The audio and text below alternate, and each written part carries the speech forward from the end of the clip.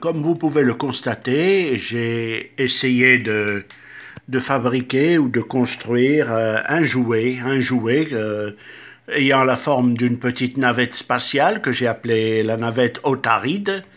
Et donc, cette navette Autaride est un jouet seulement, mais pouvant présenter des possibilités concernant des données relatives au domaine spatial. Donc c'est une petite micro-navette.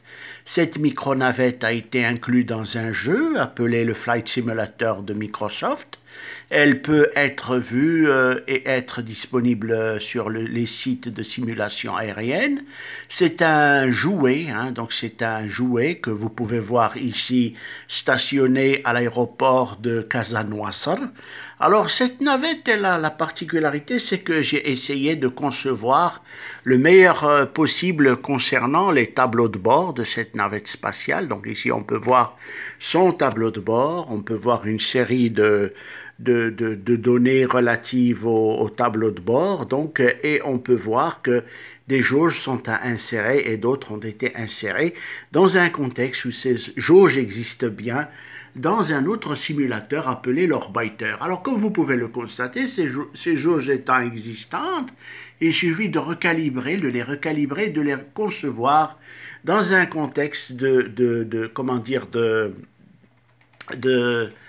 tableau de bord et de voir les évolutions possibles de cette navette qui n'est qu'un jouet, mais qui pourrait être un outil de conception concernant les navettes spatiales dans le cadre de l'espace marocain. Alors, comme vous pouvez le constater ici, nous faisons des régulations paramétriques, des paramètres jugés utiles en ce qui concerne par exemple le poids, réduire le poids de cette navette, l'inclure dans un contexte appelé le contexte de la bulle aérodynamique et réduire tant les possibilités de poids afin d'avoir le meilleur de la gestion concernant cette navette spatiale qui est d'abord conçue comme un exemple à définir au niveau des structures d'un flight simulator et non dans un simulateur spatial.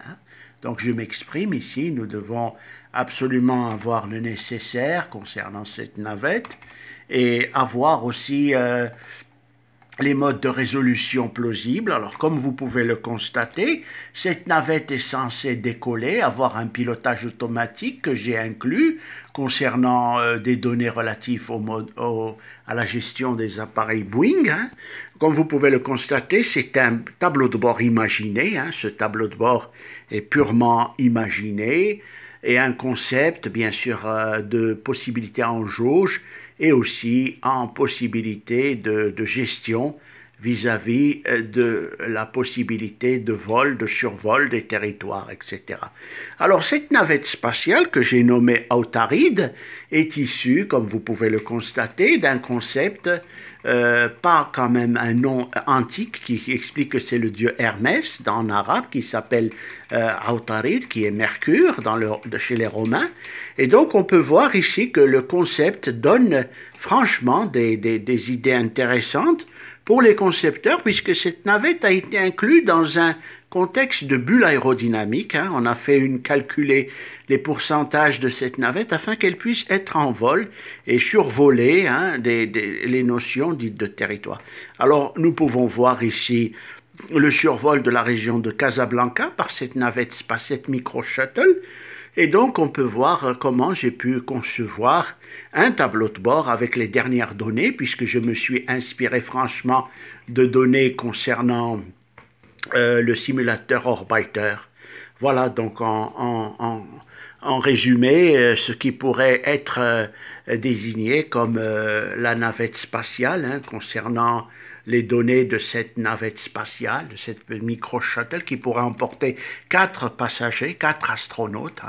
Et beaucoup de services, beaucoup de systèmes l'ont défini, pouvant bien sûr afficher des valeurs assez positives et assez réalistes. J'ai pu atterrir plusieurs fois avec ce type de navette et j'ai pu faire les évolutions en toute paix et avec un sens de l'équilibre assez prononcée puisqu'elle est inclue dans une bulle aérodynamique.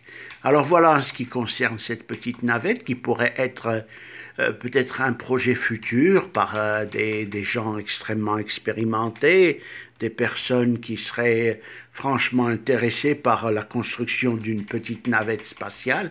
Et donc là, on peut voir vraiment tous les paramètres possibles qui désignent ce genre de module spatial et qui sont ici visibles et dont la possibilité de gestion est réelle dans le simulateur Flight Simulator 9 de Microsoft. Alors je vous quitte à présent, je repasse sur le mode de tableau de bord, je mets la position P, je vois que nous faisons une certaine gestion cohérente. Nous savons maintenant que notre navette spatiale est à seulement 314 pieds, donc il va falloir faire le maximum pour essayer de réduire et essayer de configurer pour certaines valeurs. Alors voilà, donc la gestion a été faite, on l'a posée plusieurs fois dans des aéroports différents, et maintenant on s'arrange pour obtenir le meilleur possible. Il y a beaucoup de choses qui restent à faire, le train escamotable par exemple, les données réalistes de feux de navigation et stroboscopique, de phares d'atterrissage, des données assez réalistes pour la gestion interne, concevoir l'interne de la navette. Voilà en ce qui concerne ces informations de jouets 3D marocains appelés Autarid Mode.